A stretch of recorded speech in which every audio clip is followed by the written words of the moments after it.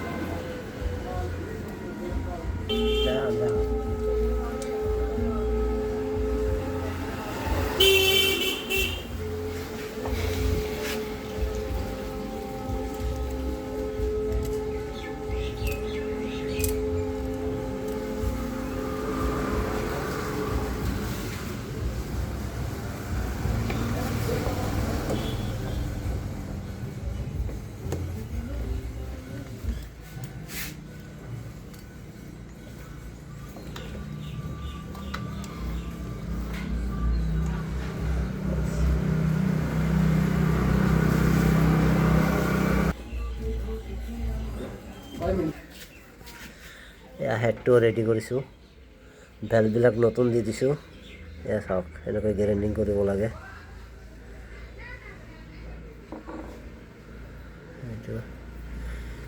এতিয়া ভেল চুলটো নতুন দিম। এয়া হেডটো এনেকৈ ভালদৰে চাফা কৰিব লাগে, ক্লিন কৰিব লাগে। ভিডিঅ'টো ভাল লাগিলে লাইক, শ্বেয়াৰ আৰু কমেণ্ট কৰিব। আৰু গাড়ীখন ষ্টাৰ্ট কৰি মই আৰু এটা ভিডিঅ' বনাম। বাই।